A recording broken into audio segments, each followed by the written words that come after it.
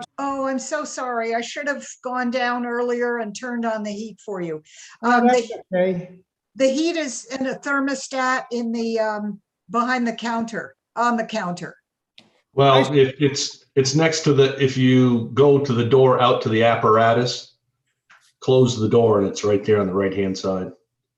I should be okay. 55 degrees is about where our house is most of the time, so. Cold night for it. Okay, I'm calling the meeting of the Village of Saxtons River to order. It is January 24th. It's just after 7 p.m. This is a hybrid meeting. Carl Ball is at Main Street Arts, keeping us open for anyone who wants to attend physically. At this point, it looks like Jean and Gordon Corstange are the only attendees online who are not trustees. If anyone has an issue or wants or has technical difficulties, tonight the number to call or text is 802-591-3418. And that's my number, so I hope nobody has technical difficulties. All right, the first item on the agenda after the call to order is public comment. Gordon, do you have public comments? No, just the same ones that I, the Tenney lumberyard thing, but I don't want to, Okay. I don't have any comments on it. It just still sits there, and it's been sitting there for, God, how many years since the old semi trucks used to pull up under our house, and sit there all night running, and anyway, no, it's not really, it's just, it'd be nice to see something happen there, but I guess it's not going to. Okay. Any other comments to relay from the public? All right, moving on. So we have the proposal from the Bennington Engineers, MS&K. We asked Chris Moore, who was a lawyer in Saxtons River, if he would review the contract. He sent comments back to me and I have forwarded them on to Carl. Carl, you were also going to read over the original document. Do you have anything to add to Chris's comments? I can share them with the board, but I thought I'd give you first dibs. I did not find much that Chris didn't. There are a couple of things. One is that he mentions referring to exhibits that aren't there. So I've noted a couple places in section 4 on page 3, it refers to exhibit F, and we should just X through that exhibit F2 there so that it no longer refers to it. I would suggest that we should try just drawing a line through to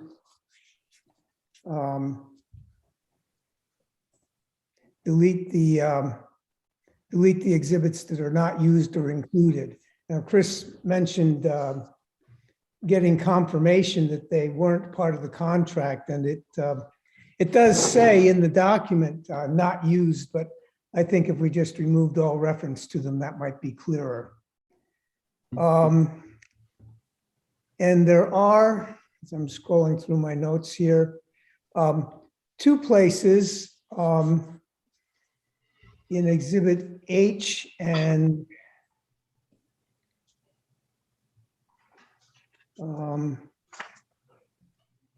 in Article 5 that refers to paragraph 6.08C and to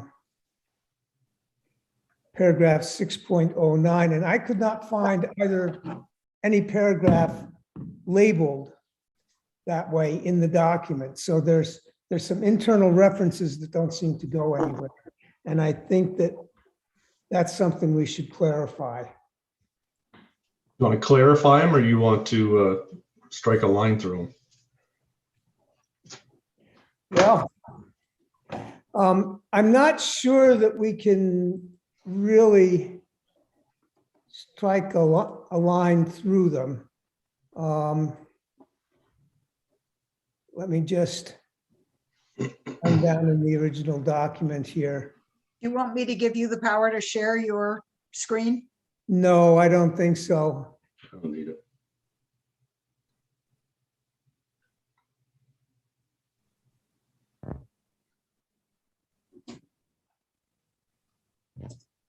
Um,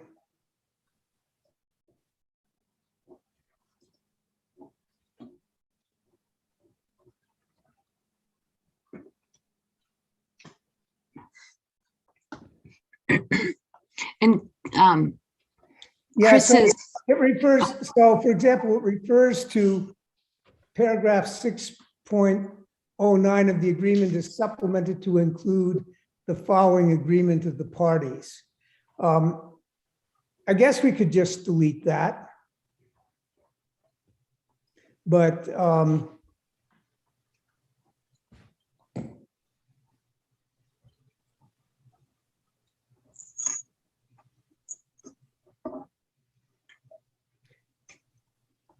it may be that just that I was not looking correctly for it.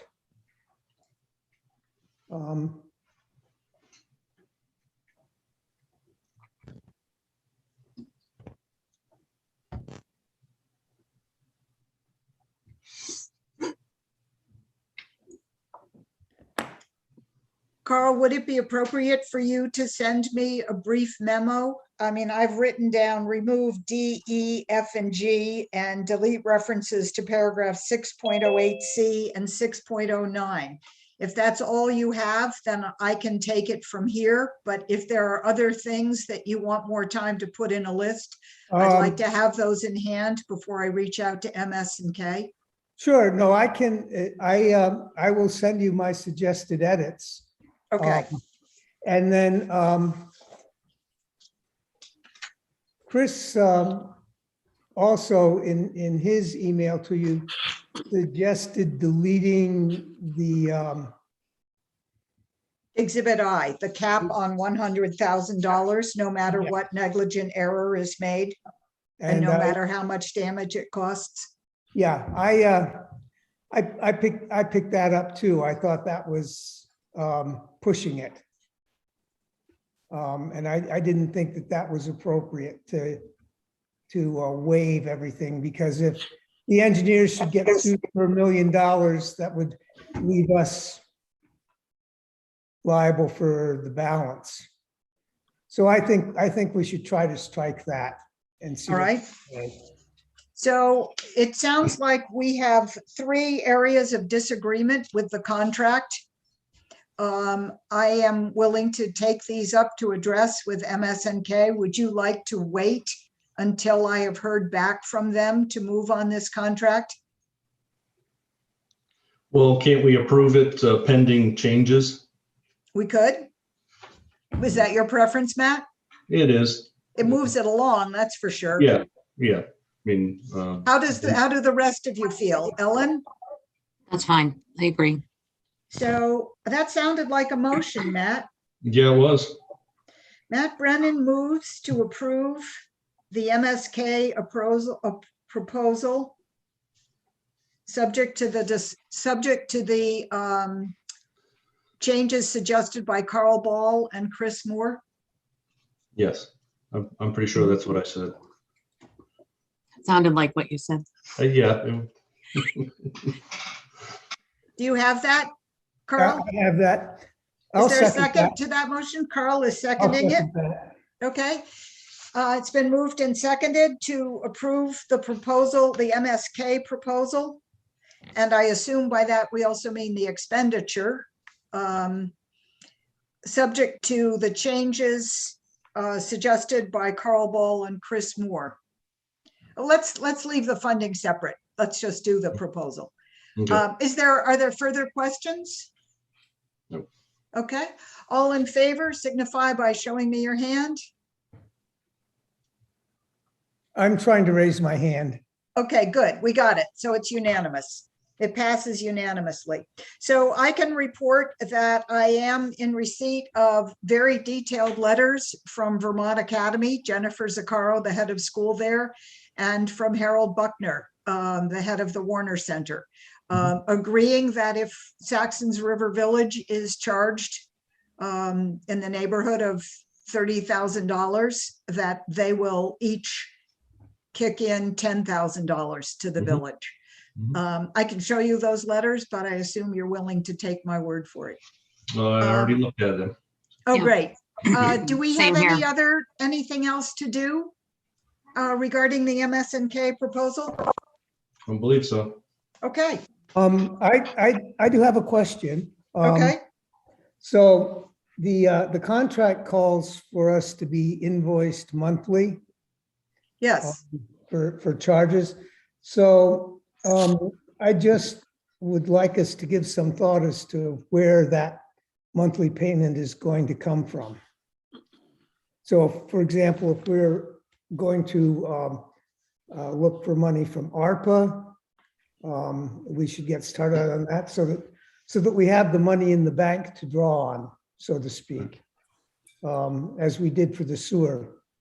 where Is we- that something Gary can weigh in on?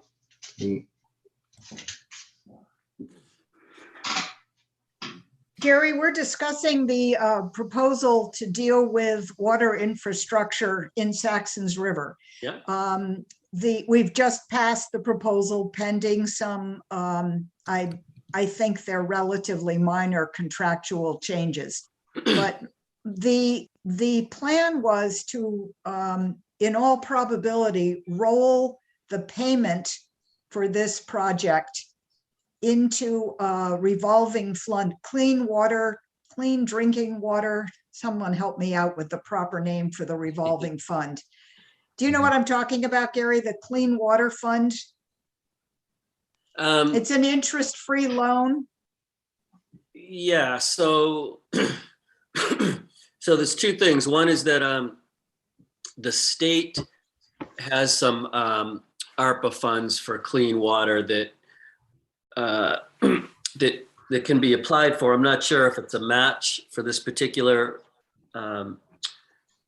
for your project, but it might be. And it would be good to use the state's ARPA funds before the Saxons River ARPA funds if it's eligible, right? Save your funds for things that aren't eligible in other places. Okay. So how do we go about that? That's something that goes through you? No, I mean, I can help if you want. You basically, it's on the ARPA website, but I'd be happy to, I mean, yeah, how about we talk about it during the ARPA agenda item? Okay.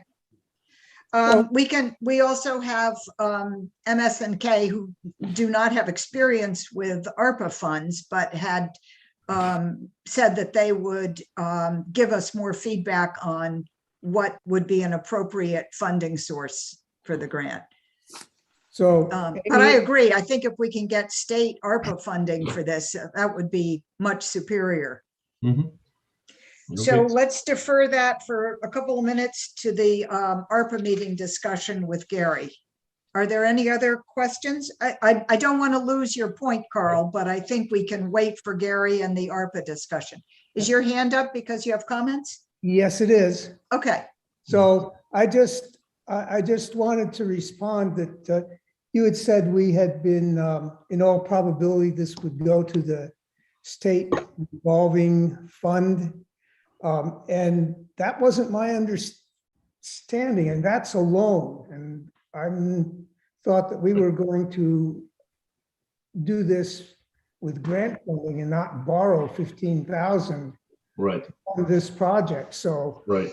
I'd just That's- like to make it perfectly clear that we're not looking to get a loan. We're looking to get a grant to fund this.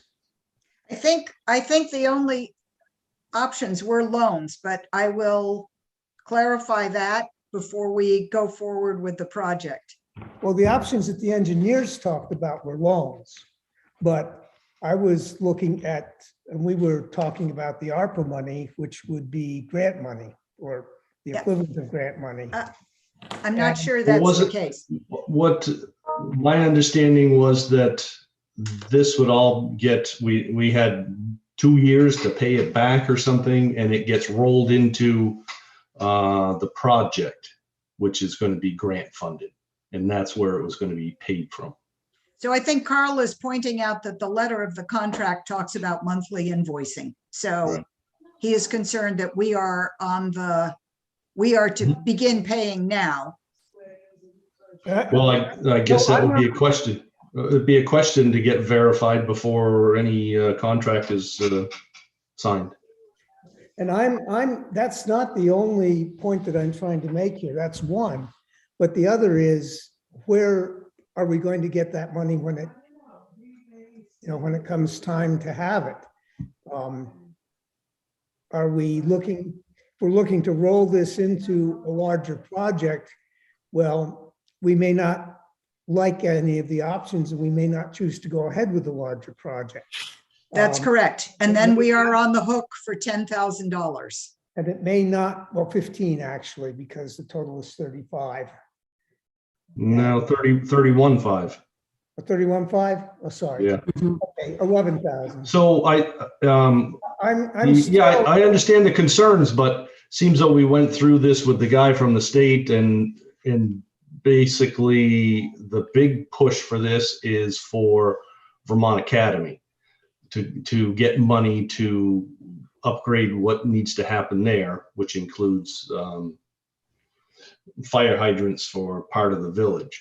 And so it was that, I forget that gentleman's name that was on, but he seemed to think that we had 2 years to pay it back, and that it was going to get rolled into that project, which is not a village project.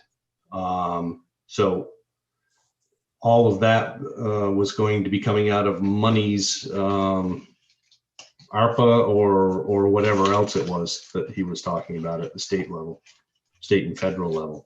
So are you talking about Chris Coda? I know Chris Coda. Who's the guy from the state? I forget his name. What's his name? Pat? Is that who I'm thinking of? Are you thinking of Patrick, who's MS and K? Oh, was it Patrick? Yeah, I thought there was no.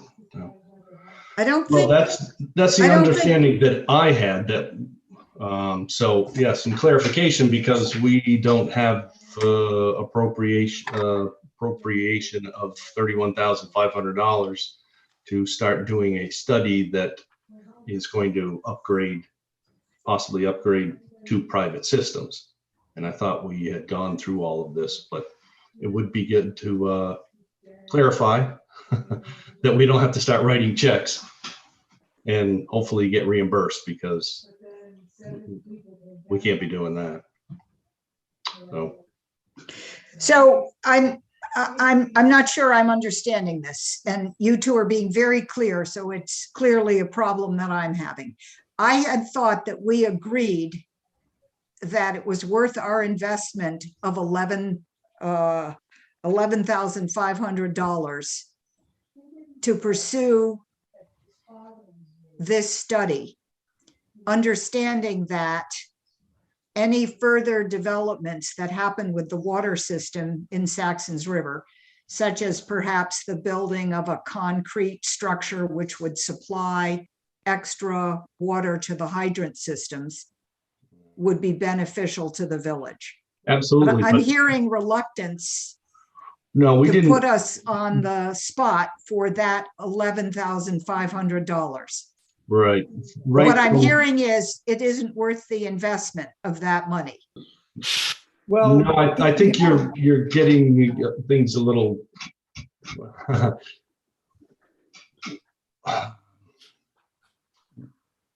We were told that, I would assume this is ARPA money or this other fund that we can use to pay for this. We have not been, has not been in my mind, nor have I agreed to spend $31,500 of village money to do this study. We were told that the money would come from grants here and there and rolled into the project. And if it is anything different than that, then I'm not in favor of it, but seems though All we right, had a lot so- of information about this. Let us pick this up with the discussion of ARPA projects in item number 6.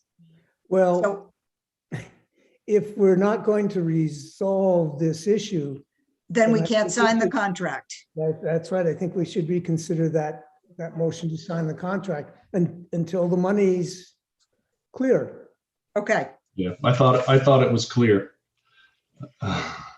well, I can go back So and do you- reread the so minutes do- of previous meetings, but obviously we have a very different sense of what decisions we came to.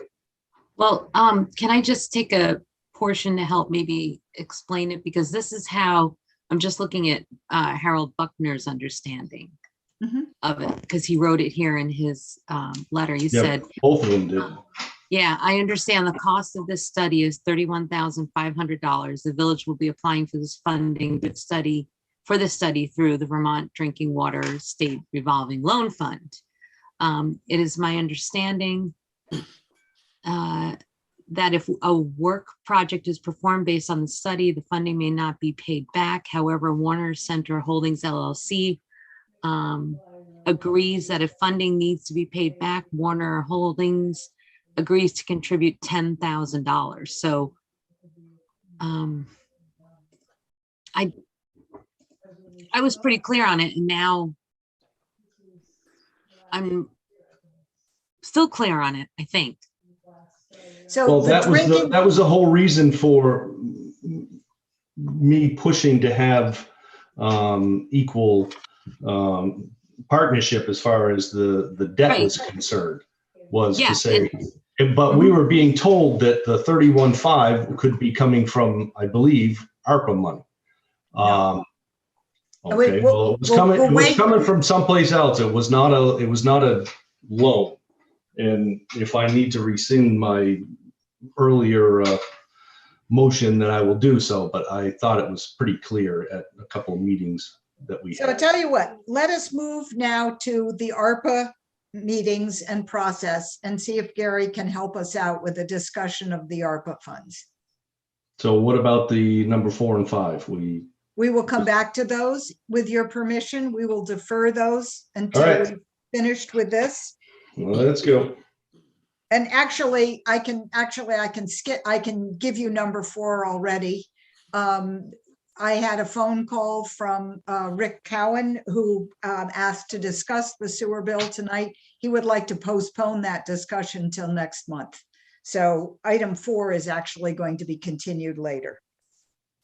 So let's go to item number 6, ARPA meetings and process, and Gary Fox is here to discuss that with us. Yeah. Okay, so I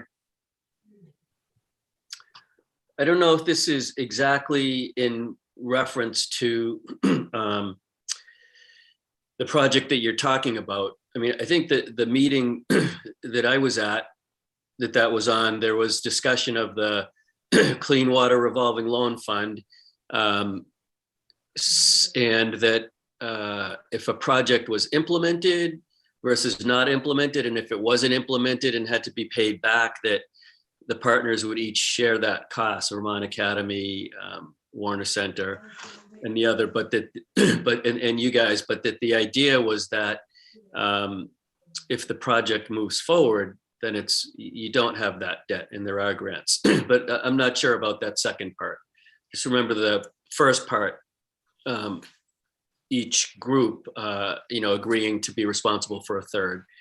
And so with ARPA funds, I just was reading on the state website, and the water systems for municipalities such as a village are one of the 6 priorities for the state ARPA funds. So so just keep that in mind as we move into the, can someone enable screen sharing? I'd love to be able to Yes. put a couple of things. Okay, thanks. Of course. Let me do that with you. So I'm going to make you a co-host, and I'll make you the host. You are now the host, and you should be able to screen share. Okay, let's see. Make sure you host me back before you leave us. Yes, of course. Yeah. Okay, so there's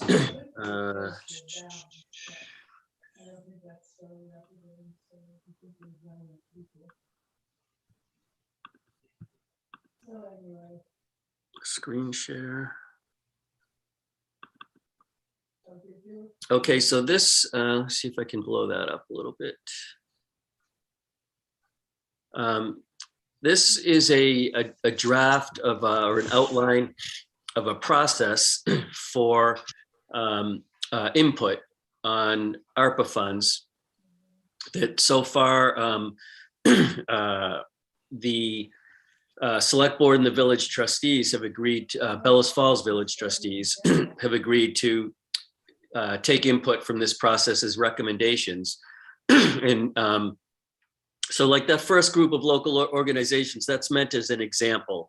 I mean, if you know, if you folks are taking Saxtons River specific recommendations, certainly, you know, Main Street Arts would be an organization. Anyone, if the Historical Society, any groups that you wanted to put in projects could do that ahead of time. And then additionally, there's public engagement sessions, the first one being March 16th, a Wednesday at 5:30 in the evening. We don't have agreement on it yet because of the pandemic, but the goal is to have food there at 5 o'clock so that it's easy for people to come from work to the meeting and have some type of childcare available.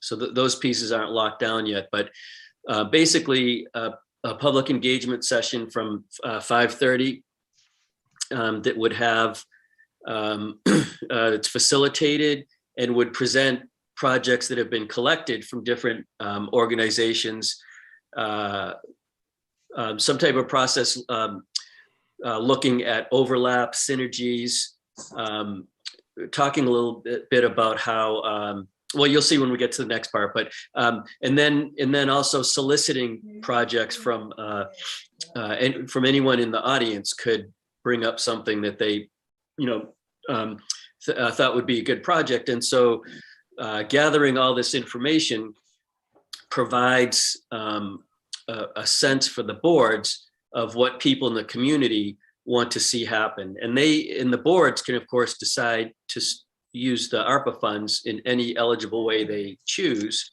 But this is a process for getting the projects out there. There's some additional benefits in terms of everyone knowing what's on the horizon that people would like to see, because even if something isn't funded by a board at this ARPA piece, it lets us know what the community wants in terms of when we see different funding opportunities. You know, that's really, grants are out there to fund projects that you have, that you're trying to develop, that you want to do.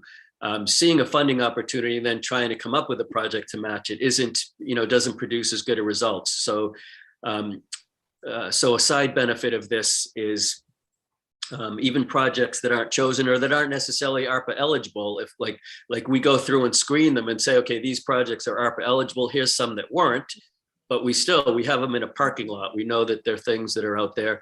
And so then Comoyne Associates is going to take all of the projects and work them into like a charrette for the second public engagement session, which would be a way of looking at all the projects and having the public rate them.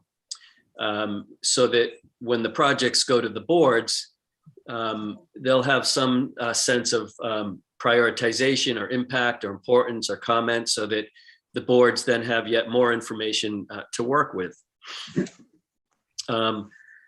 So the joint board, right? So I think the Saxtons River trustees now participate in the joint board meeting. So March 29th, the first public engagement meeting, and then organizing of projects by the team will be presented at that March 29th joint board meeting.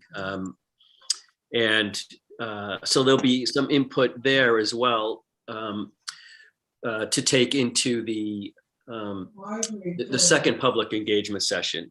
And the benefit of that is like if there's certain things that you folks have strong feelings about, you can get those kind of criteria or rules. You can get pieces, weighed into the process.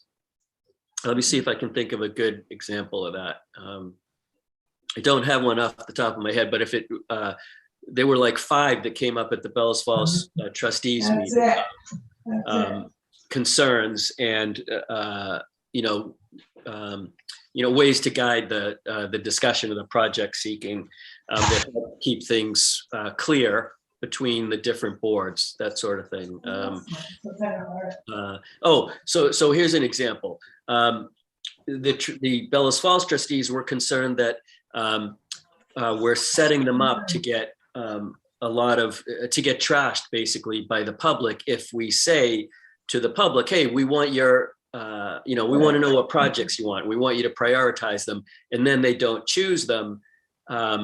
It's setting them up to get hammered. Like, I thought this was going to happen. So that reinforces to us on the project team, the importance of setting expectations and to say that this is input to our public representatives, but your Saxtons River trustees may not pick in exactly your priority or may not even pick these projects. It's their job to determine the best way to spend available funds and to appropriate them. And so this is a way to provide your elected officials with your thoughts and input. And so that's an example of at the joint board meeting where you hear the presentation, you may think of certain things that you want to go into the last meeting, like that sort of thing, that we make sure we keep clear up front. Okay, so basically the final report would be coming out in May, potentially for the May joint board meeting. And then let me just pull up a different document here for a second. Stop share.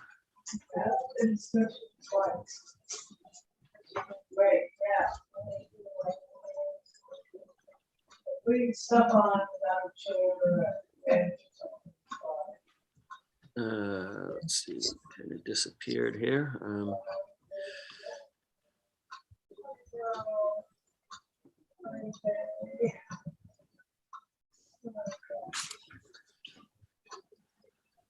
Yeah.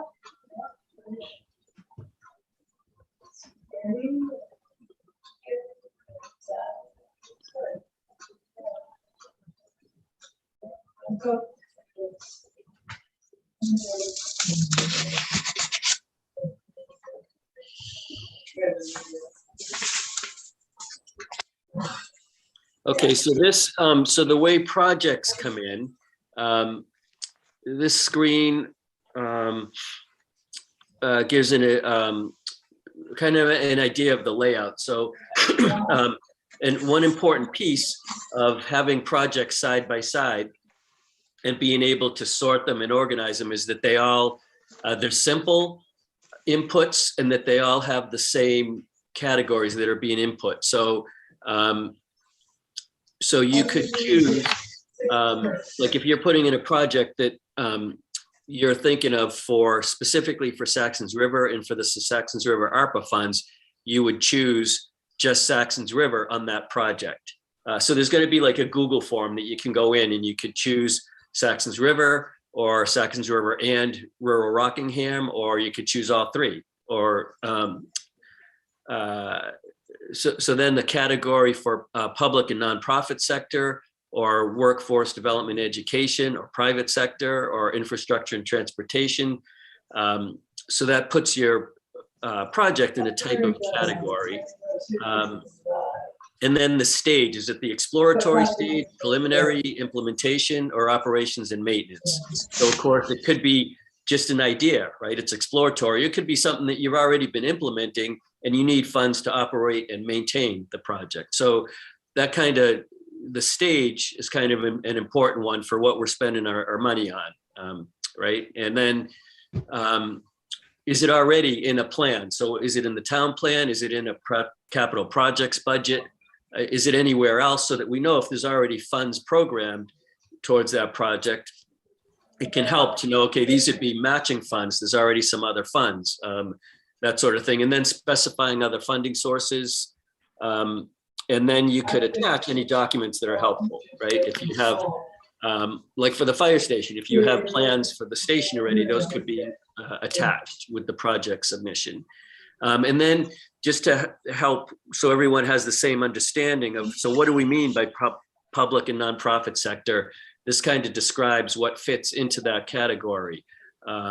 What's workforce development? Well, it addresses pipeline issues that help employers draw on local talent to fill positions. And it could be workforce targeting youth and young adults, or it could be, targeting immigrants that are learning English as a second language, or that sort of thing. Private sector, and then infrastructure and transportation. So all of the inputs that you're doing are described here. What's exploratory, what's preliminary, what's implementation, what's stage 4. So I'll email this document to Amy, and she could share it around, and then I'm glad to take input on things that you think would be helpful to clarify further or adjust in the categories. Go ahead. So I have a question, Gary. I'm sorry if somebody else does. Oh, and I see Carl has one. Let me save mine. Go ahead, Carl. Oh, no. Do you have a question, or that's my. Well, I do, but you can go ahead with yours first. Okay, so my question is, the last thing I saw from my source for ARPA information has been webinars and information on the League of Cities and Towns website. Right. And the issue that I'm concerned about, and it seems to be a moving target, although I understand the final rules have been established now. I am trying to understand what is an eligible project and what exactly that means. So this goes exactly to the question we've just been discussing. So water infrastructure, does that just mean that more money is going to be pushed through the Clean Water Revolving Fund, or does it actually mean that we can get a grant to spend money on water infrastructure? So a couple where do I find that out? Yeah, so a couple of different things. We're going to use this as a guideline with the projects. So if you look at the details, right, it's a goal to convene stakeholders and build consensus. Well, that's pretty lofty. I mean, convening stakeholders and getting input, and that, it's a start in that direction, right? And then voting on them and rating them. Follow allowable uses under ARPA.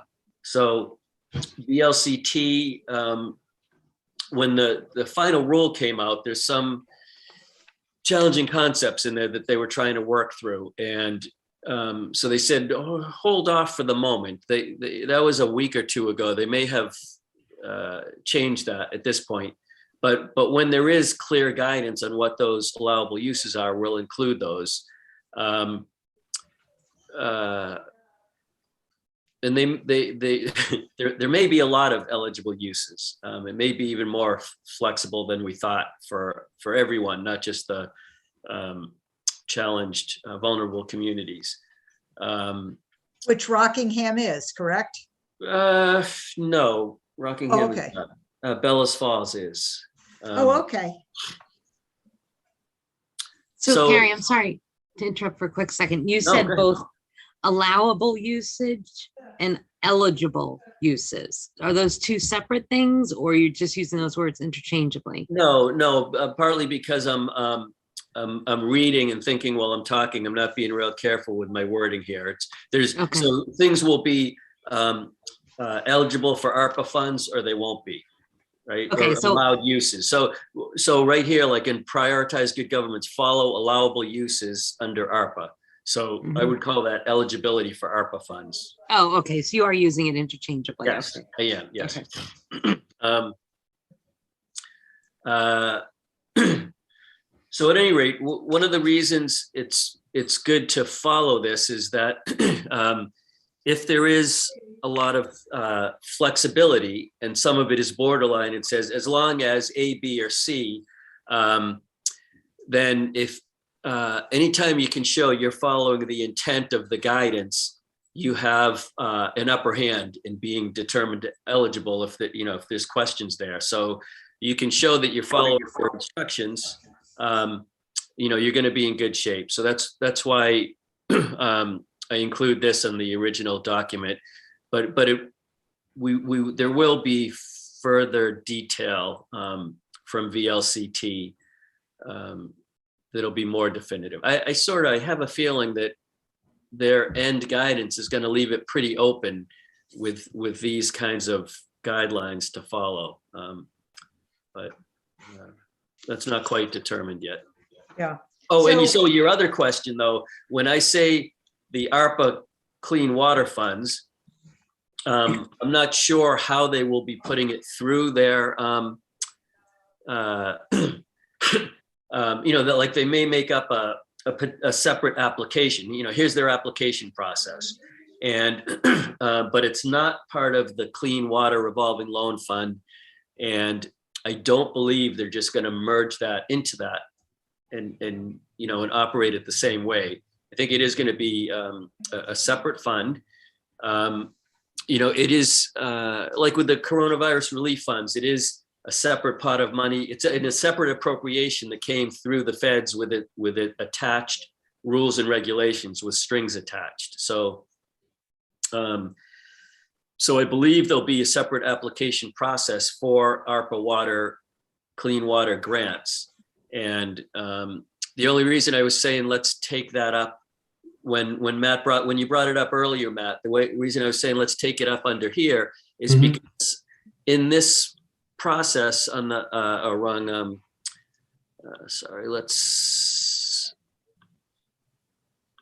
in the spreadsheet that we looked at, that had the public engagement meetings and then a project team looking at projects.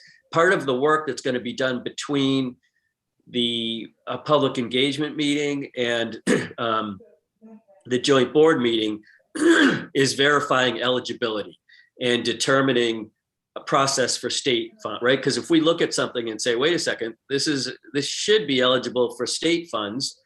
Let's take all these details, right? So that we're not proposing something that comes back a yes, and then we find out there's some details different that makes it a no. We'll take this exact proposal and say, oh, okay, Katie, we know there's ARPA clean water funds. Here's something that the Warner Center, Vermont Academy, and the Saxtons River Village trustees want to do in the designated village center. Is this eligible for that grant? And how do we go about applying it? So in that process, we'll be doing that discovery and getting those details. Okay. So by March 20, so if that's a project that you submit as one of your ARPA projects, by March 29th, I'll have those answers for you about eligibility, how you apply. Is it a grant?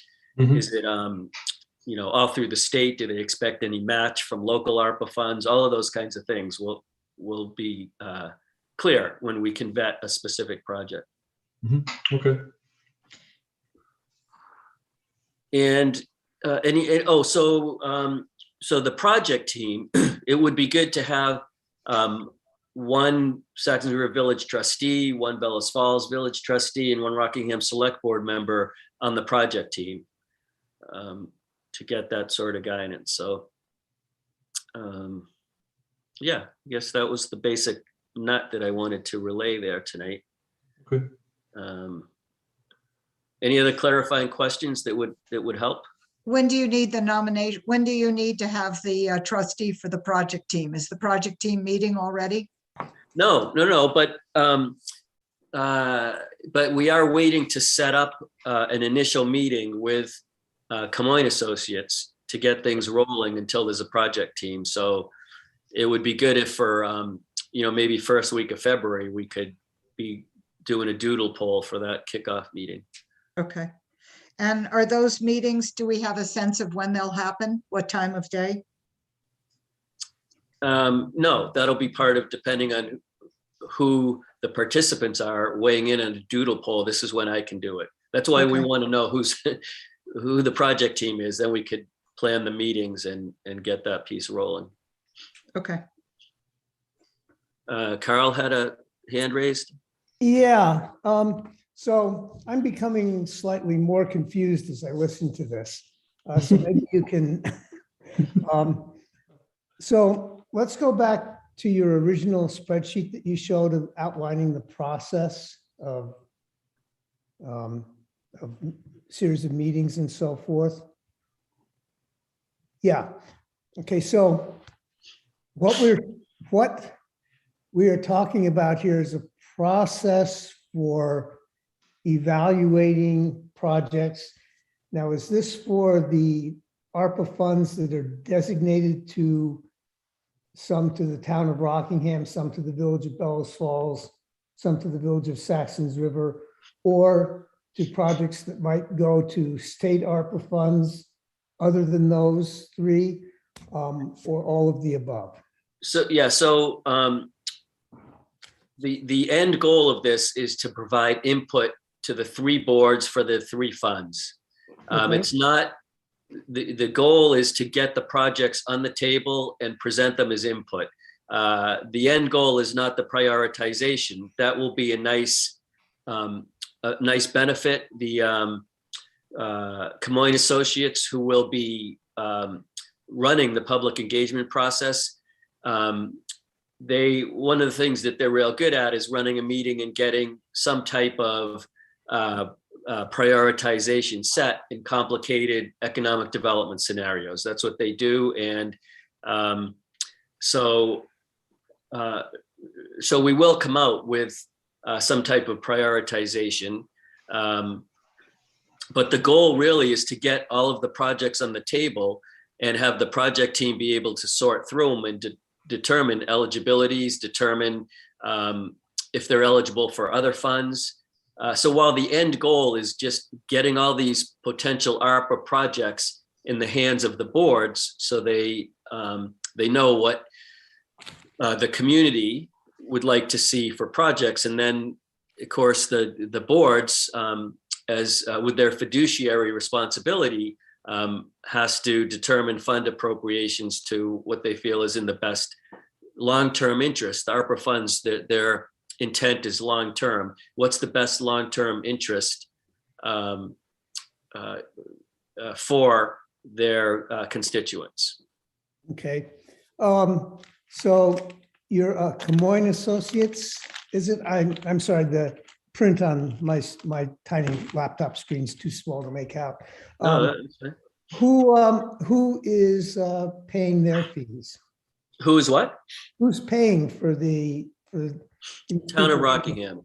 Okay, so this is not something that we need to worry about. No, there's a economic development planning fund that we thought like the best use of these funds would be to help all of us get our ARPA things squared and make sure we're spending our funds as intended and not using them for things that there's other funds for. They would be the wisest use of our planning money. So that is covered. Okay. And third question. I understood you to say that there would be a final report on the various projects, prioritizations, and so forth in May. Yes. So basically, if we had a project in mind for which we might want to use ARPA funds, we would be needing to wait until May to actually move ahead with it. Yeah, so let me just pull up one other thing for a minute.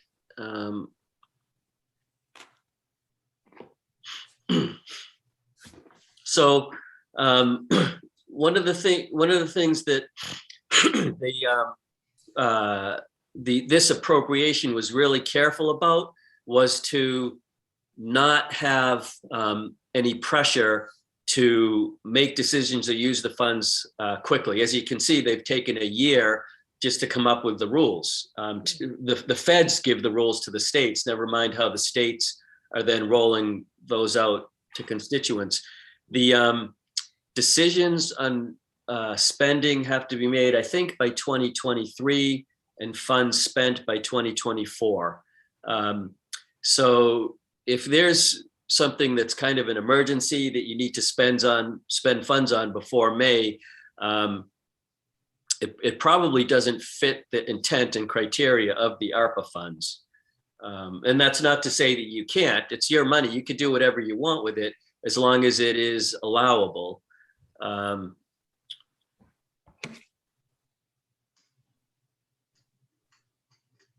don't know if that answers your question, but Well, it sort of sounds like you're saying yes and no. well, So, so these funds you can do whatever you want with, but the goal is for them not to be quick money. The goal is for them to be thoughtful, long-term money, and use a really thoughtful level of consideration in what you're going to do with these funds, these one-time flexible funds. So my eye goes immediately to, in point number 3, prioritize short-term investments. And our water study is a relatively short-term investment with lasting benefits. I mean, Right. this study would have, if we get something concrete that we can work on, that's definitely a lasting benefit.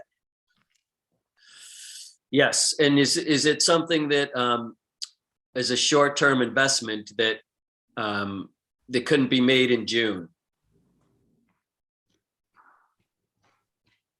Well, we've got a little bit of a situation because Vermont Academy is pushing that they have a connection with Senator Leahy's office, and they want to get going on that. And you have a clean water revolving loan fund that could be paid back in June with your ARPA funds with no penalty to you if it turned out it had to be paid back. We think so. I think we need clarification on that. Yeah. So I could write to Katie Buckley. Katie Buckley is the point person at League of Cities and Towns. She's been the real source of information on the webinars and the rules that have been posted so far. I have a lot of faith in her ability, but I know that the last publication was 500 densely written pages of information that provided this final rule. The other thing that's been clear to me is that Saxtons River is eligible for $148,000, but we could also throw that money to Rockingham for a project that would benefit Saxtons River. So it's going to be complicated for a while. I guess that's where I'm coming from. So I would just say regarding you think so around the ARPA water things. I mean, the 4 things that were in the original ARPA eligibilities, one of the 4 was water and sewer infrastructure. Yep. I mean, there's not even a question on those. Those are easy yeses. The only question is it eligible for the state ARPA fund so we don't have to use our flexible local ones? But in terms of, could you use that to pay for this clean water study? Yes. I mean, those items are eligible by definition. If it's broadband infrastructure or water and sewer infrastructure, there's 4 of them that are eligible regardless of other factors.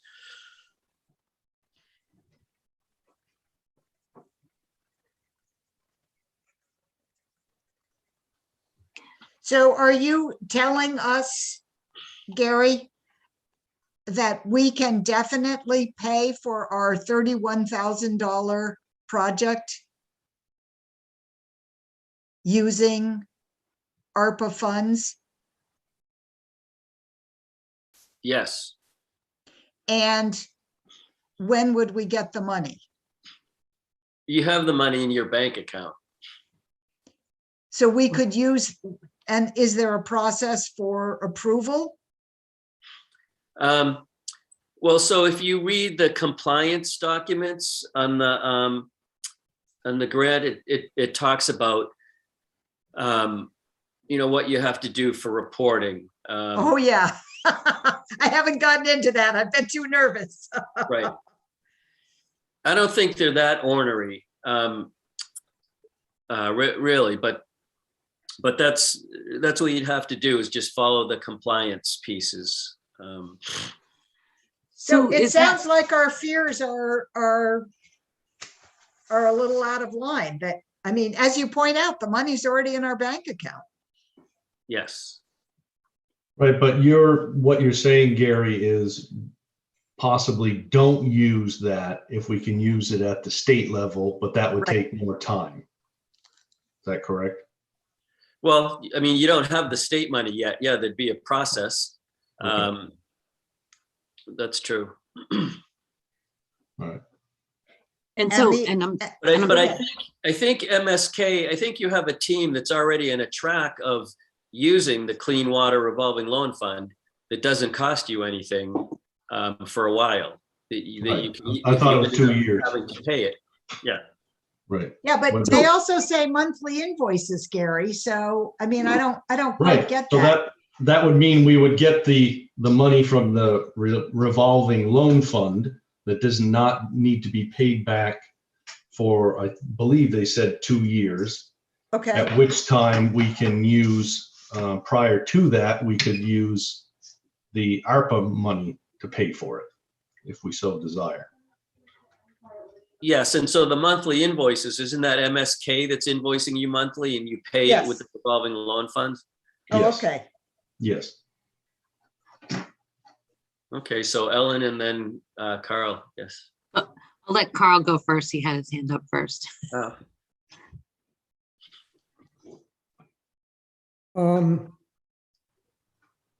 No, I think I just neglected to take my hand down. I don't have any questions. Okay, so I apologize for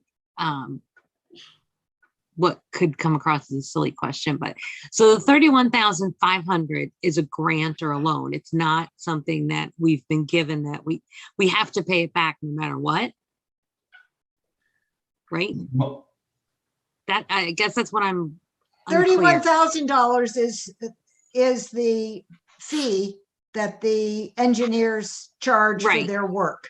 Right. They but I- suggest that we use the grant from the revolving loan fund to Right. pay those invoices. If Correct, we but- do not do a project, a long-term project, Oh, okay. then we are on the hook for that $31,500. Got it. And at that point, well, it's great. We get to ask these questions over and over again, and each of us brings us back to the salient point. So if we do this engineering study and we decide, damned if we're going to do anything. I mean, that's one of the possibilities outlined in the MSK proposal. Right. The village trustees decide to do nothing. Now we're on the hook for $31,500. We have letters of intent, which will pay $20,000. The village is out $11,000. And the question is, can ARPA then be used to pay that amount? I think that's what you were asking me. Yes, thank you. Questions for Gary? Gary, are we looking at a hearing in Saxons River? A hearing, a public engagement meeting? Well, the goal is to have as many people as possible. So it probably would be in the Bellows Falls Theater with a Zoom option on the large movie screen, so that Wow. so that we could have a full complement. It's kind of modeled after the community visit participation, because that got so many people out and so much participation that we would like to see that type of participation in this process. Yeah, those were That's held in it. the middle school, weren't they? It Or was in maybe it was in the well, Moose? what's that? Was it in the Moose? I went, but I don't really remember where we were, but I don't think it was the movie theater. The dinner was in the Moose. The all hands meeting was in the Opera House. Oh, in the That was just basement, before- maybe?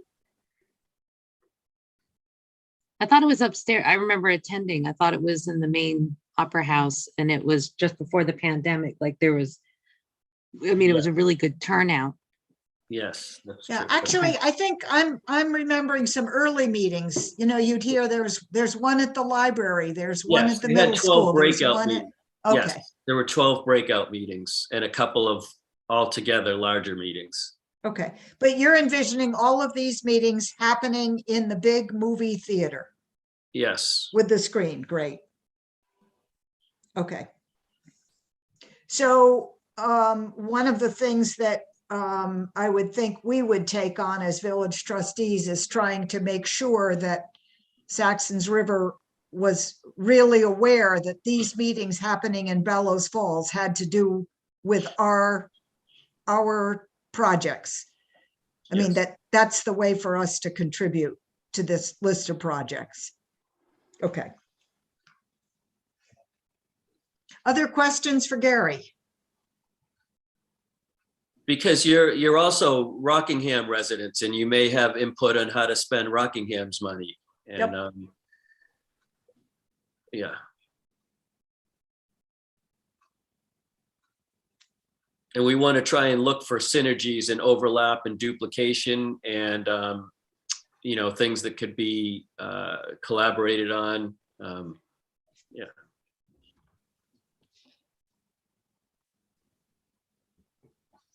More Okay. questions for Gary? Nope. Okay, You've well, been thanks for your great, time. Gary. Yep, Can you make me the host again, please? you bet.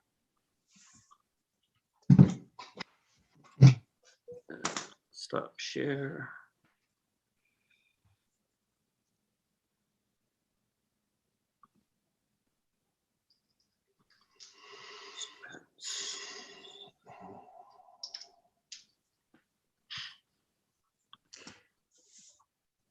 Thank Got you. it? Yep, Yep. I do. Thanks so much, Gary. So I guess this is the point where I say, are we okay with the motion that we made earlier to move forward with this grant? Yep. Carl, you seconded it? You still okay? Yep, Okay, as long as there's a place the money's gonna come from besides my pocket, Yep. you know? while Gary is still here, I'm going to leap into number 5, the planning grant for 37 Main. So I'll give you a little project report. If I'm happy to send that grant out again, but I will be reporting on it routinely until it's so obvious that you won't need me to report on it.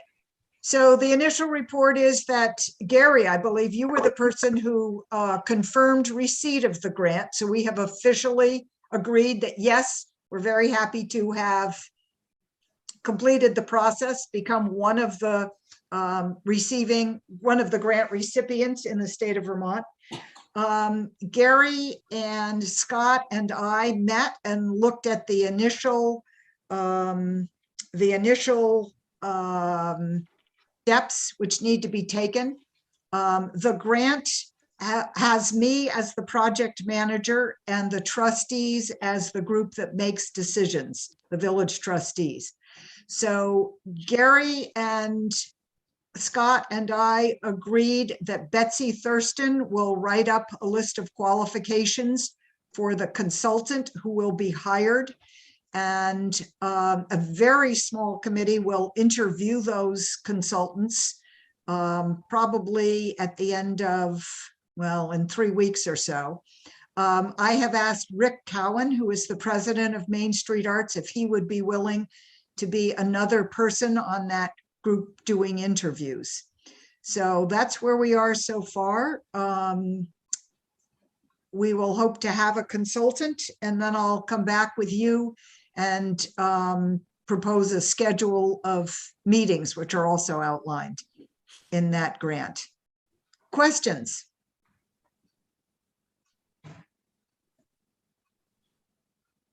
Okay, Gary, I think we're good. Okay. Thanks for your time. Have a good night. We'll see y'all soon. Thank you. Thanks, Gary. Gary. Thank you. All right, we are on to the fire and rescue contract with Athens. What about, what's the deal with number 4, sewer bill discussion? It's on the agenda. Yes, so I thought I was clear on that, but let me reiterate. Rick Cowan called me this afternoon and said, could we postpone that discussion to later in February? And I said, sure. I also told him that, to my knowledge, the only time we had forgiven sewer connections was when a building was raised. That's correct. So just to let him know, the likelihood was, there's not a good likelihood that we'll, but you get to make your case, sure. Okay. So that's his plan. He's going to Yep. come back in February. All right. Number 7. Number 7, fire and rescue contract. So I had written to Athens. I have not heard from Sarah about whether they paid their invoice, but I'm now proceeding to invoice them for the larger amount that we discussed several meetings ago. And I'll be sending that out by the end of the month. And remind me again, what was that amount? Was it 8,000? So hold on. Was there not going to be somebody contacted to give them a heads up, or what? Yeah, that's me.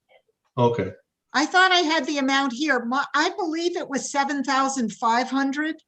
Oh, maybe that was it. That's I think we made the decision that we would kind of soften the blow, if you will. right. Now I remember. But I'll look that up. It's in the minutes. So I had written to David Bemis, who is the chair of that board, to let him know that we would probably raise the rates. And now I'll write to him and quote our reasons and give him the bill. I assume they are putting together their warning for town meeting. Do we have an actual contract, a signed contract with them, or is it just a bill? We have an agreement. Okay. Would you like to see that? It's in my No, files here. does it have to be updated with the amount that we're charging them? I assume it does. Yeah. Okay, so that Yeah. would be going with the bill, or prior to, or? Yeah, I guess. Good point. Should have something signed on file for them and for us. And it should look like a contract. There you go. I was going to have it look like an invoice, Matt. Well, probably need both. Yeah. Presumably, we don't invoice them until they've agreed to the contract, right? We don't bill them until they've agreed to the new terms. Well, I think the main thing is to get it on their agenda for annual meeting. And you know, now I'm kind of lost. Did they make the decision to go to an all vote annual meeting? I know that they considered it, the town of Athens. Well, I don't know. I have no idea. Okay. Yeah, I don't know either. I heard something on VPR and I think I don't know how it came out. I should know. So that's just a little heads up. Okay. Number 8, village trustee meetings. The legislature is back in session and they have passed a bill that allows us to return to our COVID practice of holding meetings solely by electronic means. Okay. In other words, we would no longer have to have a public place warned and an individual from our board sitting there. So Okay, good. what is your pleasure? I think we need to take action on this and then get the word out. The legislature considered the fact that in many small Vermont towns, what this meant was one individual from the board was sitting alone in a coal building. Carl? I've started a fire in the corner, so I'm just fine. No, when I read it, I thought, yeah.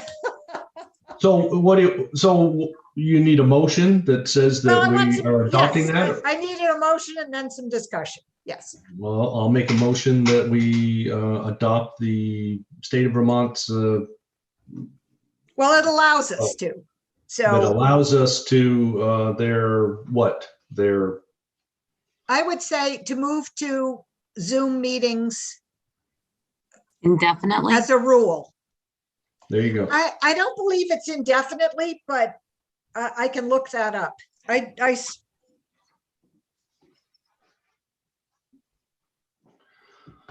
You want to read that back to me, Carl?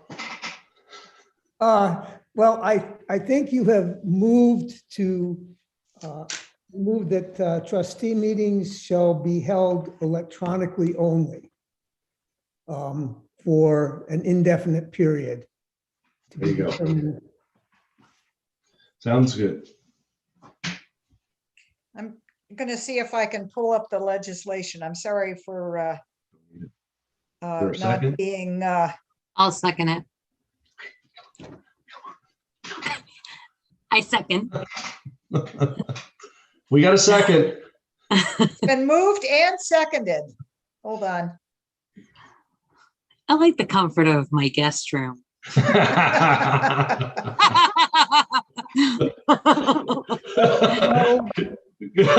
Carl's, I don't know if he's agreeing with you.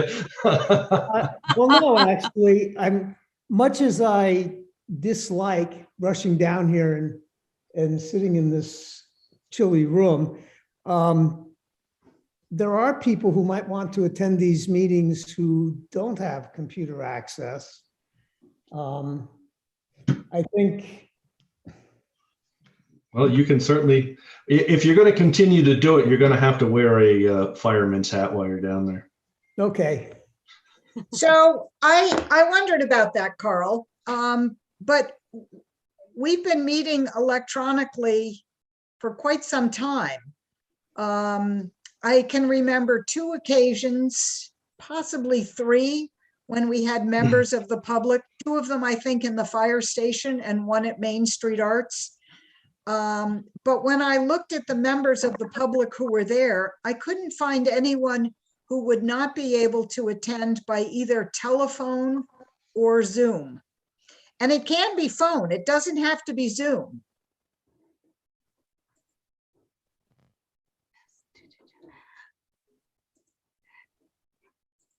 So I think, for example, of the discussion in the fire station that included Leslie Goldman, Abigail Goldie, who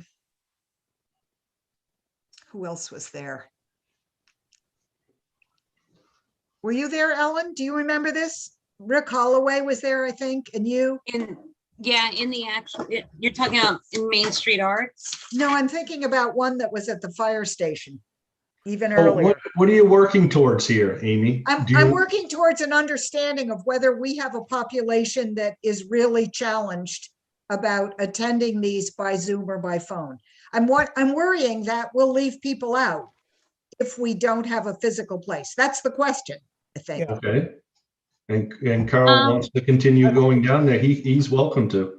Well, no, I don't want to continue going down here indefinitely, but, are other people willing to share that duty? Or if it involves Carl's going to be here every week, I can't commit to doing that because sometimes I'm pressed to get here by 7 o'clock. Get my computer disassembled and get down here and get in. I just barely made it tonight. Mhm. Amy, the last time that happened was August 16th. And we had people attending Leslie Goldman, and I think Abigail was there at the fire station. So there hasn't been a lot of attendance. Yep. And I know Leslie can attend by Zoom. I mean, she's in the legislature by Zoom every day.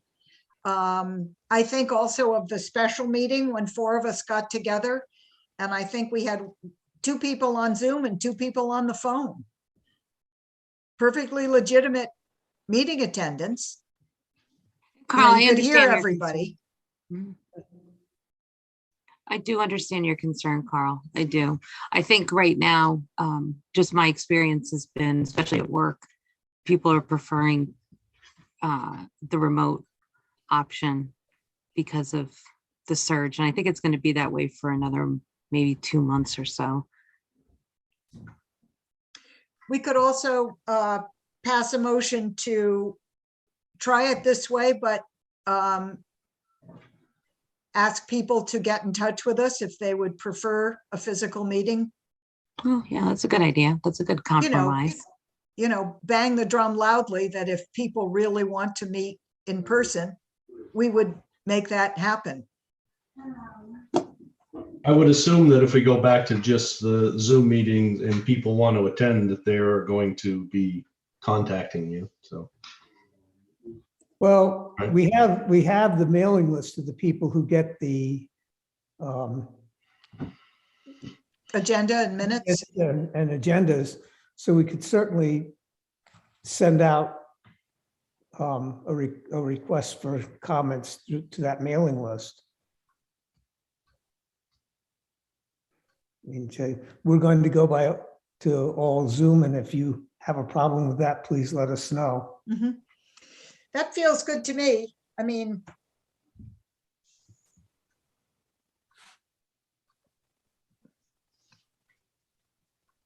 And call the vote. so we have a motion on the floor from Matt, moving that we move to all electronic meetings. And there was a second on that motion? Yes? No? Yes, Did you second, Me. Ellen? I Okay. did.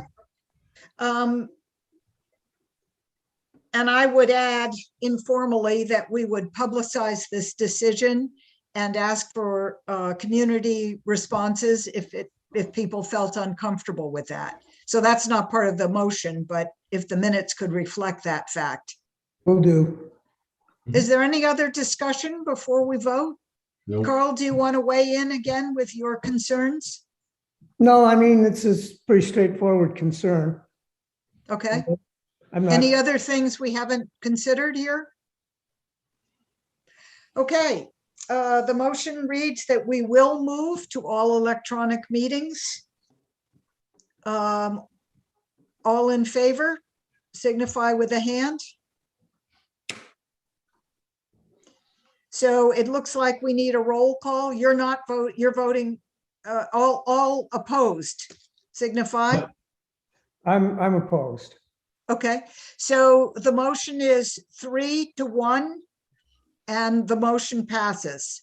And the roll call should show that Carl voted against. Will do. Okay.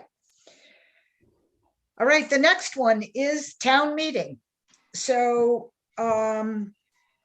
the same legislature is offering us the ability, and we have a little more leeway because our bylaws have us meet on the second Monday in April, not the first Tuesday in March.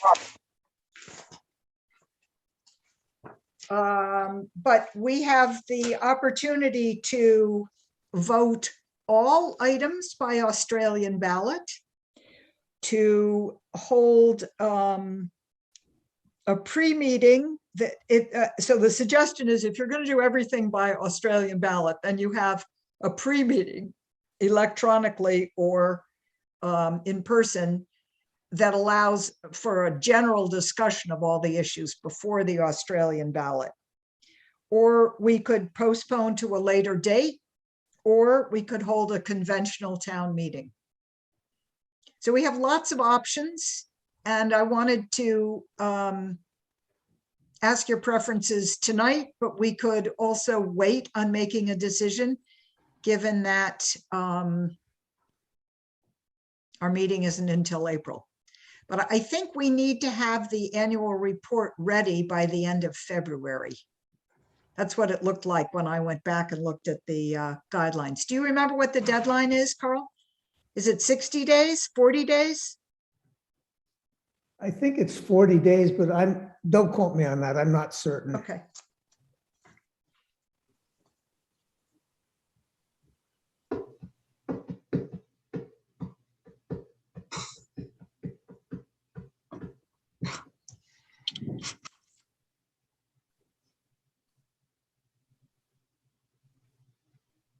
So how would Australian ballot work? Well, we would have to, for example, name the candidates who would run for the positions. We'd have to come up with that list now and publish it as an Australian ballot. The items on the ballot have to be submitted in advance.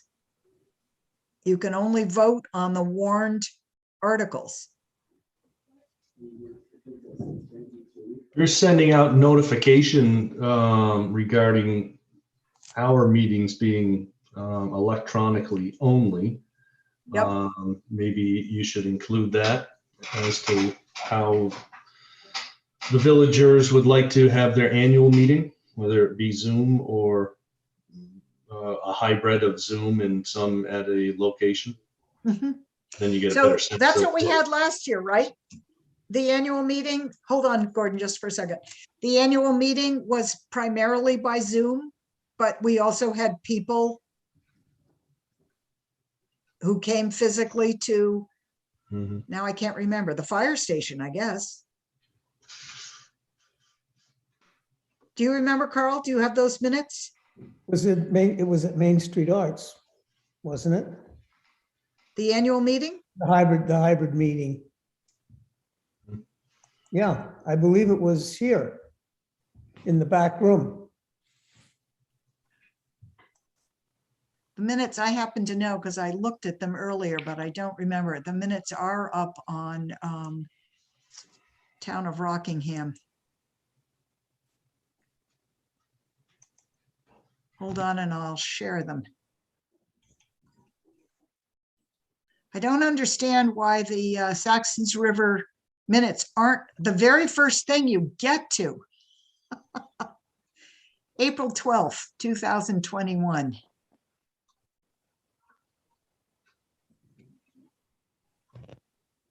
Online via Zoom, Saxtons River Fire Station Community Room. Oh, okay. Monday, April 12th, 7 p.m.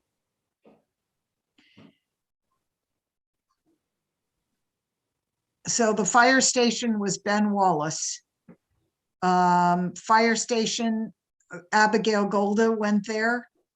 Others present. So pretty much everybody attended by Zoom.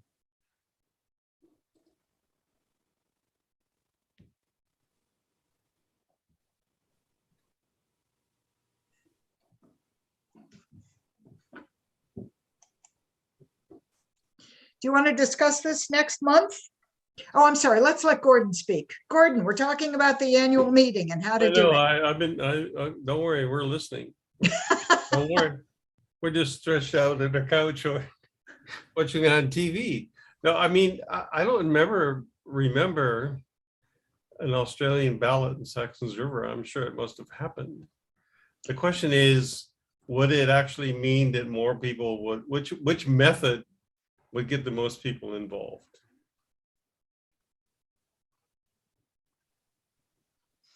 And I don't know the answer to that question, but you're talking about Australian, the Australian ballot, the way, not Australian ballot, but the town meeting up in the elementary school. You're talking about as a hybrid where there would be both people present, or are you talking about totally Zoom? So we have all of those alternatives available to us. Right. So which one do you think would get the most people attending? So it's possible if we held open voting, say with mailed ballots, that more people would vote. That is a very different feel from a town meeting where people come together and discuss the issues. But Yeah, it also means a whole lot of more work in preparation if you're going to do Australian ballot, right? mhm, yep, and it means you can't have those last minute discussions. So I reread the minutes from the last annual meeting. Ellen wasn't there. And although we thought that she would run, we decided not to vote her in at town meeting because it didn't seem right with her not being there. Well, no, I think what happened was I came in late to it, if I remember correctly. I thought that I did attend, but I wasn't there in the very beginning of the meeting because I do see my name in the Oh, in the minutes. I mean, ever since I've been living in this village, it's always been people were present, you know, so. yep. So this is the actual draft minutes. They aren't approved until 2022 when we get together again. So what I was remembering is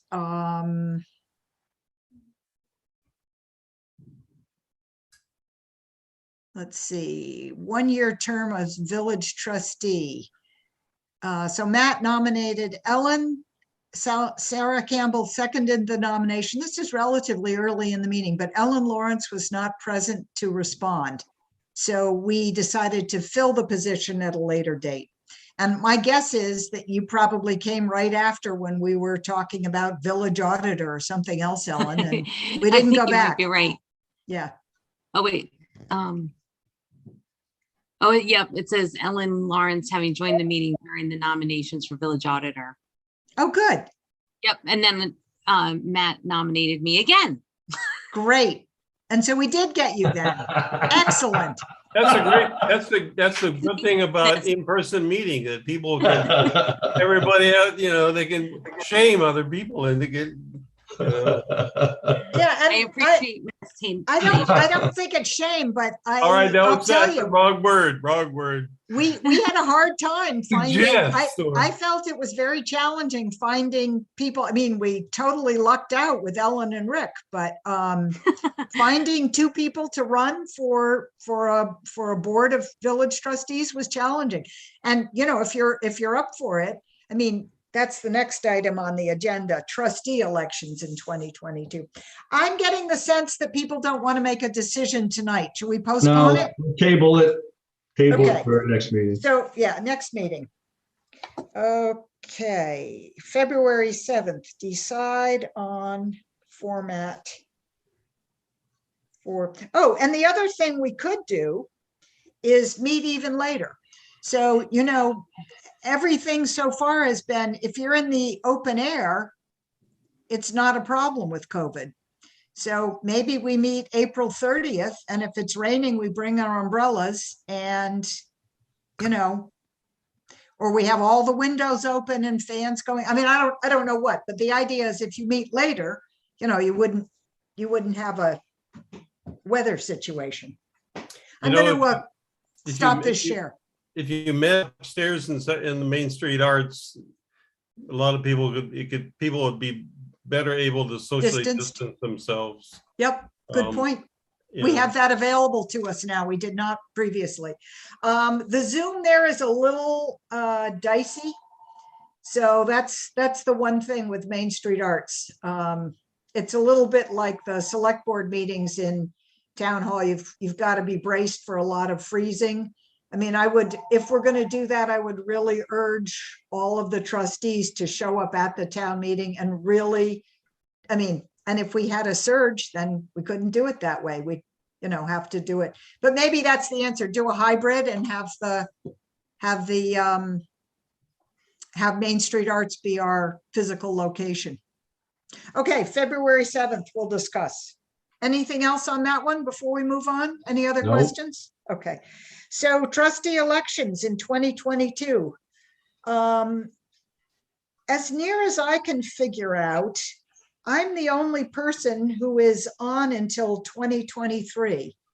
Matt, I think, are you serving the second year of a 2-year term, which expires in 2022? I have no idea. I don't have that in front of me. Well, I went back to try and figure it out, and it was very confusing to me. Ellen, you served you were elected for a 1-year term, I'm pretty sure. And Rick also. Carl, your term expires in 2022. Mhm. And Sarah is elected annually. We elect treasurer and tax collector annually. So what's your pleasure? Ellen, do you want to continue serving? I think I would like to, yes. Great. So actually what the bylaws say is we should have 2 people for 2-year terms and 2 people for 3-year terms and 1 person for a 1-year term. Move to have Ellen a 3-year term. Yeah, I think that would be great. I think we need to just play it by ear. Well, you can always resign. I mean, I think but when I went back and read the bylaws, their intent was very clear. And I actually feel a little uncomfortable having all these 1-year terms. I mean, if all of you turn tail and run, that's That's true. that's frightening. So the idea is to have 2 for, so it would be, say, 2 running out, 2 expiring in 23 and 3 expiring in 24. No, 2 expiring in 24, and then 1 person.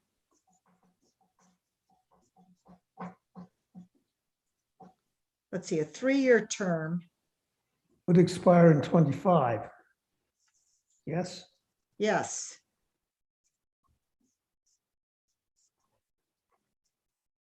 Two in 23, 2 in 25, and 1 in,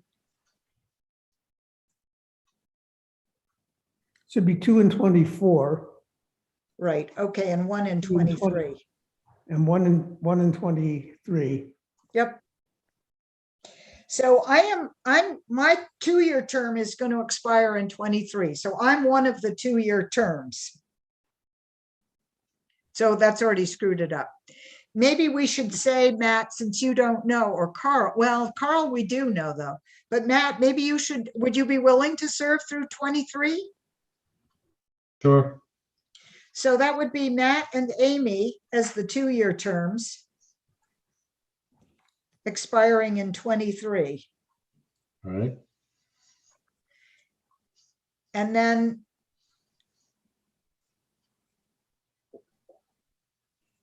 Carl, would you be willing to do a 3-year term? You could always quit in the middle. Yeah, So if you ran in 22, that would put you through to 25. And that would leave Rick and Ellen to fight over who's going to serve for 3 years and who's going to serve for 1. Can we average? I'd like to average it out. I know you would, but that's not what the bylaws say. It's whoever's at the meeting.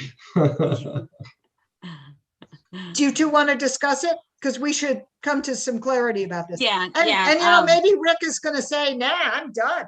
You know, count me Yeah, out. that's true. almost- Yeah, because he wasn't at work today, so at least I didn't see him. So yeah, he and I can speak about it.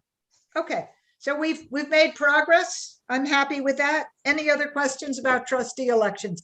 I'm assuming we ask Sarah Campbell to serve for 2 more, for another year. Does Mhm. anybody object to that? No. oh, Okay, great. Okay, apportionment. This is just a quick summation. Jean Corstange called me to ask what is happening about Saxtons River. And I have reached out to Jeanette White and to Leslie Goldman. It looks like we will be included, at least in the map that has been passed at the moment, included in the town of Rockingham. It is a district that includes Rockingham and Westminster. Oh, good. They will be taking testimony, I believe, at some point on the 27th of January. And you might want to talk to your representative on the Board of Civil Authority.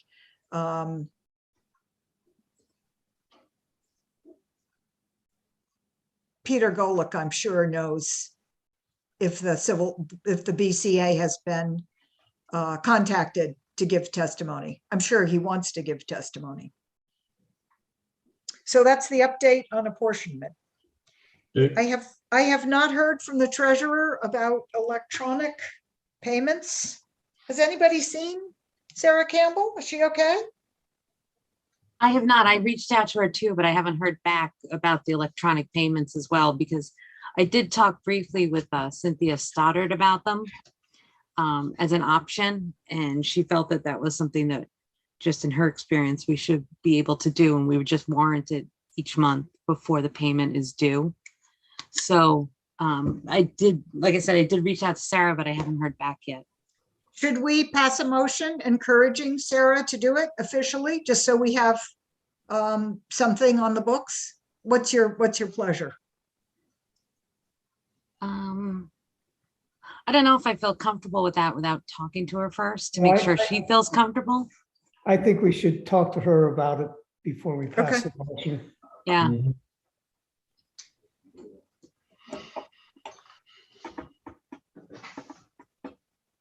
All right, are we ready for item number 13, committee reports and updates? Okay, Sure. Fire station. It was great to see you on the cover of the Shopper, Ellen.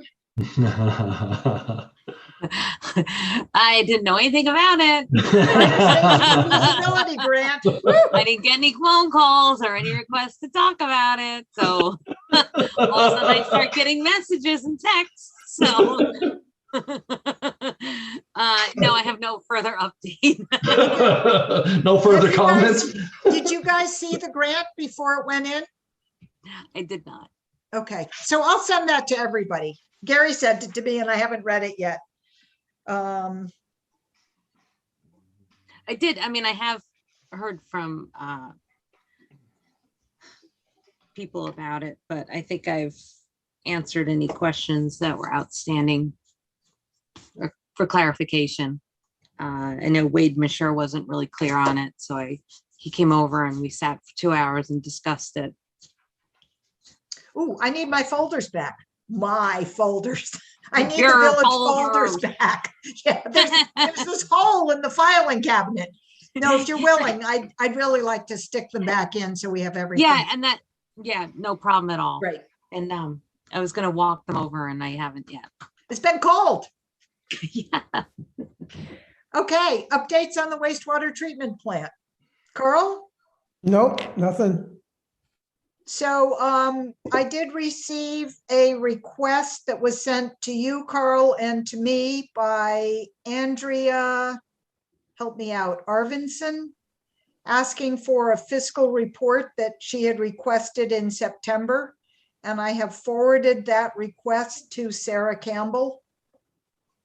I did not see that. This is an email that came sometime today. I'm going to say after noon. Okay, then I haven't checked my email since it Yep. came.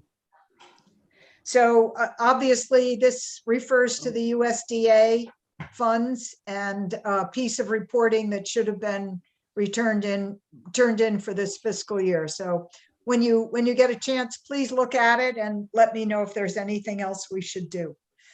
Okay. Anything else on the wastewater treatment plant? I think we're up to item number 14, minutes for approval from January 3rd, 2022. I move that we approve the minutes of January 3rd, 2022 as written. Is there a second? I second it.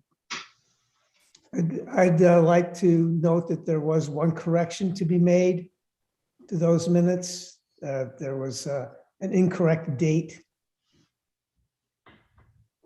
in the original minutes. So I I guess I would amend the motion to approve them as corrected. Are you okay with that, Matt? Absolutely. Are you okay with that, Ellen? I absolutely am.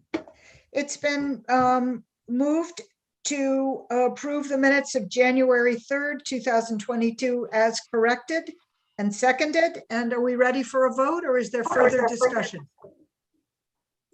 Okay, all in favor? I'm voting in favor. Okay, so that's unanimous. Great. We are on to the warrants and bills for approval. I sent those out quite late, so let me do a screen share of them.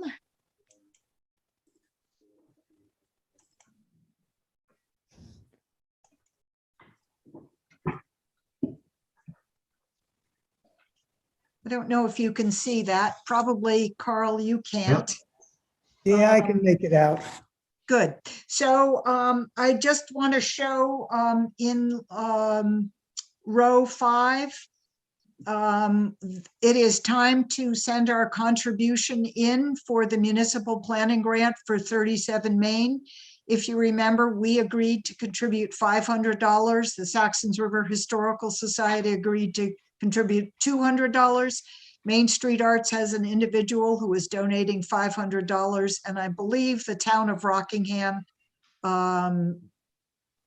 in $1,000. So our contribution is due now, and those are all going to be checks made out to town of Rockingham.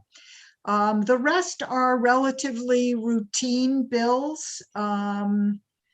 I did put in red the Green Mountain Power 2 payment bill. Again, we are being threatened with a disconnect notice, and I wanted to make sure that that flashed warning signals for Sarah when she sees them. So the total is $10,421.76. Make a motion that we approve the warrant for $10,421.76. Is there a second for that motion? I second it.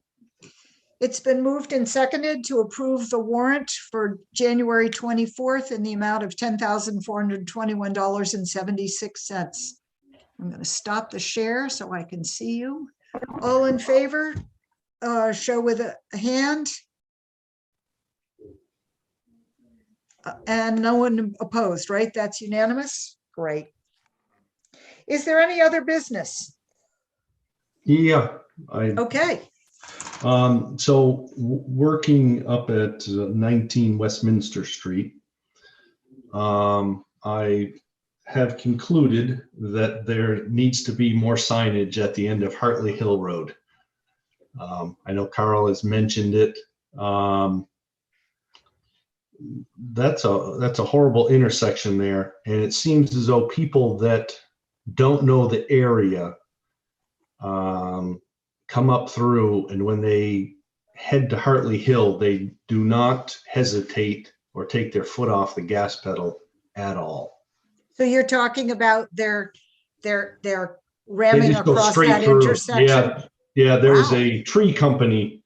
Well, and must be there's some people that live up there too that just they don't hesitate. This tree company that had been doing some work in town went up through there with 3 trucks, 2 full-size pickups, and then a larger box truck with a piece of equipment on a trailer in the back. And they went straight through that intersection with not any hesitation on the gas pedal. I was shocked. Most people that make the transition there slow down significantly, almost to a stop, before merging onto Hartley Hill Road.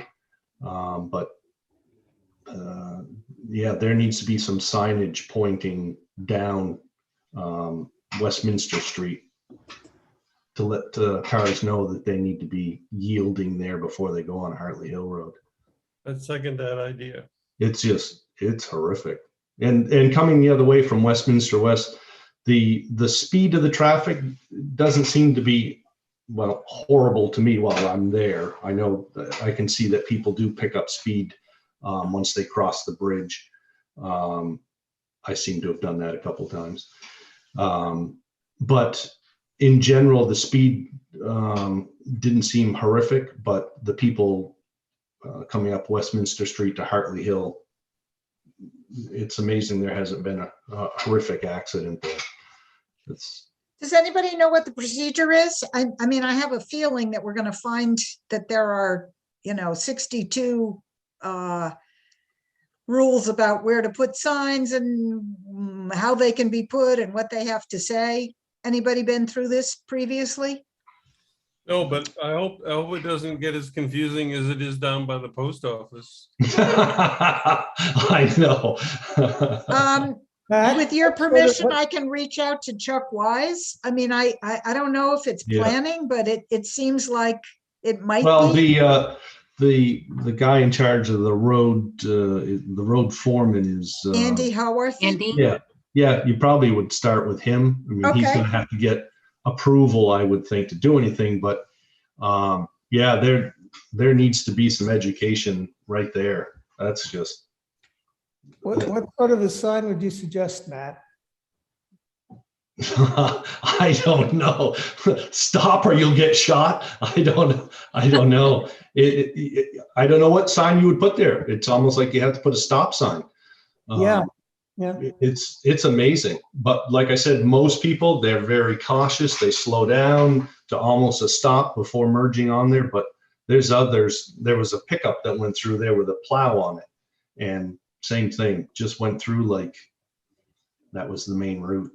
I don't know what, if there's a yield to, right-hand traffic. I don't know what the sign is, but.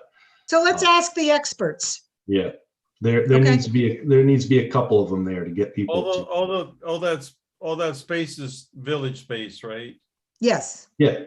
Rockingham doesn't start until, when is Rockingham? So Westminster starts on the far side of the trailer park. And I'm not sure where on Hartley Hill, but the Stickney House is definitely still Saxons River Village. Is that the furthest out? Yes, so the village boundary is Up further. the right pasture line is how it's written. And that's basically the driveway to the Stickney House. So that's the village limit. So it is, so that intersection is in the village. Yep, it's where the pavement ends. Oh, yes, I pay village property taxes. Yep. Oh, you got two of them, huh? Yeah. Well, it's just, I noticed it working up there. It's just. Can I also request a sign? Where do you Are want you your doing sign? your 3 years or not? Probably. At the bottom of Pleasant Valley Road, pointing where 121 goes, because every I am not exaggerating when I say almost every single day someone is turning around in my driveway because they meant to go 121 instead of Pleasant Valley Road. And they don't know about Corey. They don't know about Corey Hill Road.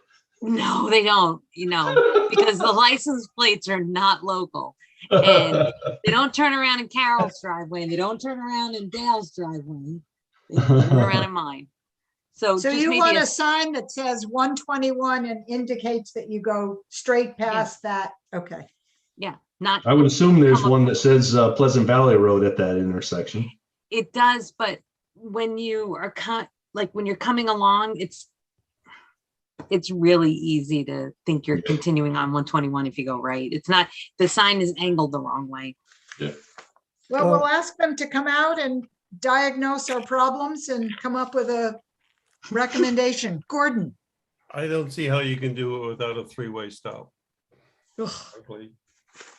I don't see, because it's too crazy, like it's malfunction junction. Anyway. But that's Well, at least some signage to begin with, to maybe get people to hesitate more than they are. About a roundabout. I was just going to say, if we were Brattleboro, we definitely put a roundabout right there. The world's smallest roundabout. There is a stop sign on Hartley Hill Road that people just blow through, ignoring it completely routinely. Seen a few come through there looking down at their cell phones. Yeah, There he is. you know, Yeah, the people come down and they look down through our dooryard. If they don't see Right. anything coming, they don't. Oh, my gosh. yeah. I wave at them as though they're looking at me, but I know they're not. Yeah. Okay, any other signage that we want to ask about while I'm emailing these two? Okay, any other business? We are up to the question of what to do in February. So in February, President's Day falls on a town meeting day, the 21st. We will have a meeting on the 7th, the first Monday in February. The question is what to do about the 21st.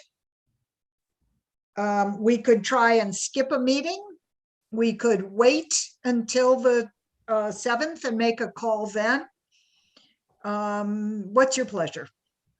Skip it. I was going to say, let's see what things look like on the 7th. Yeah, I agree with Carl. All right, is that good enough for right now? I'd Sure. love to skip a meeting, but geez, you know, you get these agendas and it's hard. Okay, decide on the 7th. Okay, anything else for the next meeting? So we have decision on the format for April. I guess we'll have final decisions for who will run and for what terms.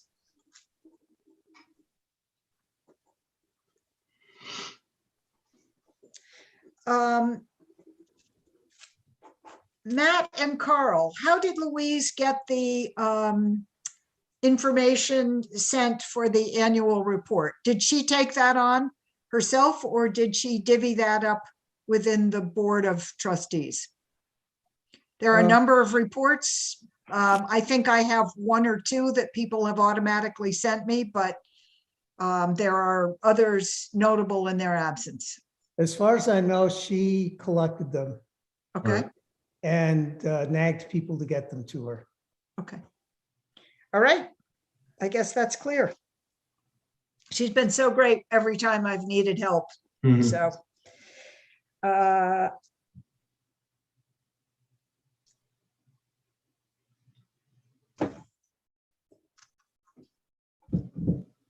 I'll just make a note.